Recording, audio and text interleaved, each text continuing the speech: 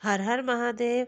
आज मेरी काम वाली आई नहीं है। एंड टाइम में मुझे पता चला है, तो आज मेरे को ही सारा काम करना है। घर का झाड़ू पोछा बर्तन खाना बनाना सारा चीज़ मेरे ऊपर ही आ गई है। तो मैं भी जल्दी जल्दी काम में आज लग गई हूँ। जो सामान इधर उधर पड़े हुए थे उसको मैंने पहले सबसे पहले अपनी जगह रखा, और फिर उसके बाद मैंने सेल्फ को साफ़ किया। देख रहे हो जैसे सारा सामान मैं अपनी अपनी जगह रख रही हूँ, और जल्दी जल्दी काम करने की कोशिश करी, क्योंकि उसने मुझे बहुत लेट में बताया कि मेरी बेटी की तबीयत ख़राब हो गई थी। तो फिर भी मैं भी क्या ही कह सकती थी, जब उसकी बेटी की तबीयत ख़राब है तो उधर भी उसका फ़र्ज़ बनता है कि अपने घर में ध्यान दे। तो फिर मैंने उसको कुछ कहा नहीं और फिर काम में लग गई। काम में लगने के बाद फिर मैंने जल्दी जल्दी सारा चीज़ निपटाया। जल्दी जल्दी रसोई के सारे काम किए, और मैंने इसी के साथ में दाल भी चढ़ा के रख दिया कि एक साइड दाल पकती रहे और दूसरे साइड मेरा काम भी होता रहे।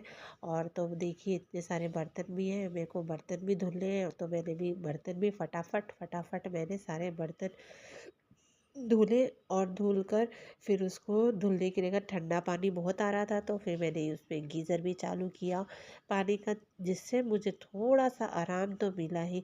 लेकिन गीज़र में आपको पता ही है धीरे धीरे पानी आता है थोड़ा, तो फिर वो एक सप्लाई वाला पानी आता है जो बहुत तेज़ आता है। तो मैंने दोनों को ही खोल दिया, तो थोड़ा सा गर्म थोड़ा सा ठंडा पानी दोनों मिक्स हो रहा था, तो उतना मेरे को फिर फील नहीं हो रहा था। फिर मैंने फटाफट फटाफट सारे बर्तन धुल लिए हैं, और धुल कर फिर इसके बाद मैंने सोचा है कि जाके मैं नहाऊंगी।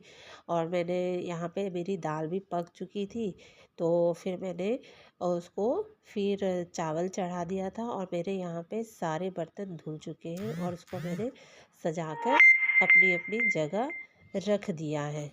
और रख कर और फिर मैंने चावल चढ़ा दिया था। चावल में सीटी आती जब तक, तब तक मैंने सोचा कि घर का मैं और भी दूसरा काम कर लूँ। तो फिर मैंने यहाँ पे दाल छौंकी।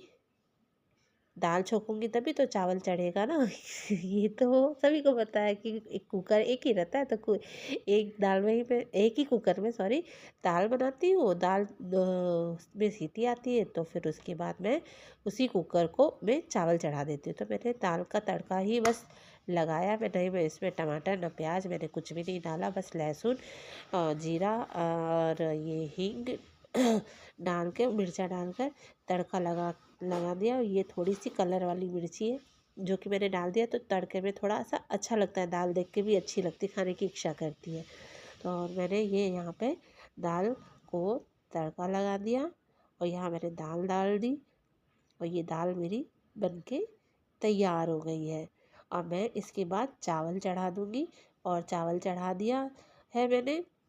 और फिर मैंने घर के कामों में जल्दी जल्दी सोचा कि जो मेरा बिस्तर जो बिखरा हुआ है वो मैं जल्दी से समेट कर झाड़ कर झाड़ू पोछा लगा दूँ। आपको लगता होगा मैं एक ही रूम अपना दिखाती हूँ, क्योंकि मैं ये वाला रूम में ही ज़्यादा मैं अपना टाइम एक्सपेंड करती हूँ, क्योंकि यहीं पे ब्लोअर भी चलता है, यहीं पे कभी जो अगर मेरे को सोना है तो मैं सो भी जाती हूँ, उठ के बैठना है तो उठ के बैठ भी जाती हूँ। तो मेरा ये वाला रूम सबसे ज़्यादा यूज़ होता है। मेरे घर में दो टीवी है, ये वाला छोटा वाला टीवी है, तो इसीलिए यहाँ पे मेरे को टीवी भी देखना रहता है, तो मैं टीवी भी लेटे लेटे देख लेती हूँ। तो मुझे ज़्यादा ड्राइंग रूम और अदर रूम में जाने की ज़रूरत नहीं पड़ती है, मैं और मेरा रसोई। तो मुझे लगता है घर जितना छोटा होता है ना, जब बच्चे बड़े हो जाते हैं, बच्चे हम लोग को छोड़ के चले जाते हैं, या तो स्कूल जाते रहते हैं तो भी बड़े हो जाते हैं, तो मुझे लगता है कि घर छोटा ही रहे ना तो ज़्यादा बेहतर रहता है। घर साफ़ करने में आसानी होती है। जैसे आज मुझे लग रहा है कि आज घर मेरा बहुत बड़ा है, और मुझे इतना सारा बड़ा घर साफ़ करने में मेरे को कितना टाइम लग जाएगा। तो अगर यही 2 रूम का घर होता तो फटाफट फटाफट मेरा साफ़ हो जाता। ये एहसास तभी होता है जब काम वाली आपकी नहीं आती है। तो मैंने जल्दी जल्दी झाड़ू लगा लिया, और झाड़ू लगा कर फिर उसके बाद मैंने गीज़र चालू कर दिया कि वहाँ पे गीज़र चालू गर्म पानी होता रहे, और मैंने पोछा भी लगा दिया फटाफट फटाफट। और मैं ये ऐसा मत सोच रही कि बस एक ही रूम में झाड़ू पोछा लगा रही हूँ।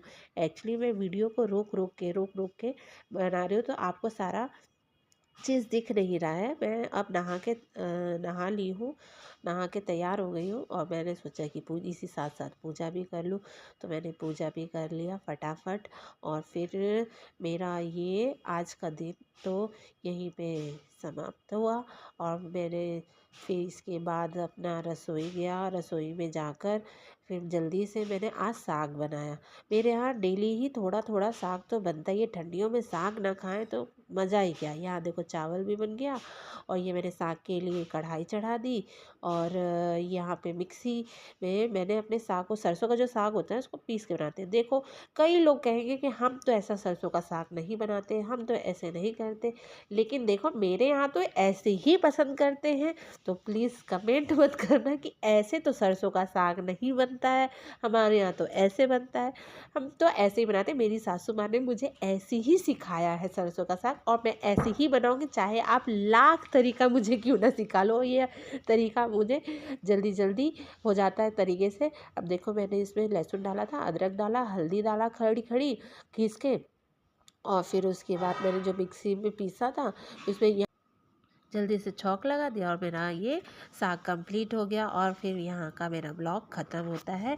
और मैंने लास्ट में देखा कि मेरी बिंदी मेरी आंखों में लगी थी, तो मैं इसको सही जगह लगा दी। और आज का ब्लॉग ख़त्म होता है। Bye bye.